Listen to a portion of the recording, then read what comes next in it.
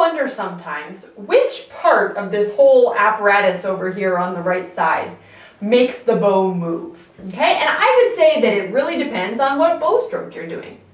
The faster the bow stroke, the smaller the muscles you're going to use. So if you're doing something along the lines of a sautille or spiccato, you're probably going to be using pretty small little muscles in your finger, your hand, maybe your wrist a little bit down there. And that doesn't mean the rest of your arm is frozen in space, but it does mean that this is a little more what's doing the work. Whereas if you're doing a longer bow, it's going to be these big muscles here in your upper arm or your back. That's going to be what's initiating the movement of the bow. Okay, and what I find happens is, especially on these long bow strokes with beginning cellists, is they tend to forget about all of this up here and they try to lead from the hand. And my teacher, Richard Aaron, explained to me in a way that made a lot of sense why that's not a good idea. And what he was saying is that if you think of the bow arm like a pendulum, right, where you've got, let's say, point A up here, point B. Point B is moving a whole lot more for the same amount of work, right? All I had to do is I could power it from here, this tiny little motion, and I get this huge result down here. So if I think of my bow arm as being similar, I've got point A and point B.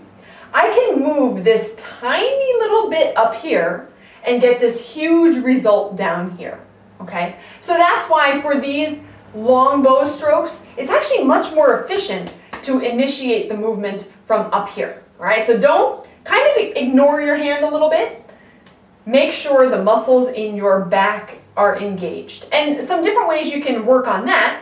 One very simple one, if you take your other hand and you lay it flat against your lower back and then just do this movement in the air, I think you'll be able to feel that there's a whole lot going on in your back muscles. And if you try to do it from just your lower arm or your hand, the amount of movement in your back decreases significantly. So you can kind of see if you can maximize that, and that can start getting you this feeling of how you can do the bow arm from your bigger muscles.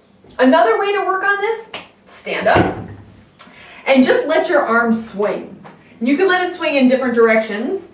Maybe actually the easiest way to start would be like this, back and forth, all right? And so I'm just trying to sort of use my natural momentum and inertia, and then when I put it on the cello, if I can keep that feeling of it swinging and relaxed, then this part of my arm remains pretty neutral, while this just does a little bit of work and gets this huge result. Okay. So, now this does not mean that my fingers are frozen stiff while I'm doing this long bow stroke, okay? And the next video I'm going to make is going to be about flexible fingers, because although I'm not purposefully moving my fingers, oh, gosh, my arm is so free now, I went right off the cello. Although I'm not purposefully moving my fingers, that they are not frozen stiff. They are flexible, they are soft, they are my shock absorbers, but I'm not really thinking about them. I'm just keeping them relaxed, okay? So check out the flexible fingers exercises, because that can help you start to get to the point where your fingers are supple and movable. But remember, slower bow strokes, bigger muscles. Faster bow strokes, smaller muscles. And remember, you have this one too in between for those sort of mid-range bow strokes. And that's all I have to say for now. Thanks.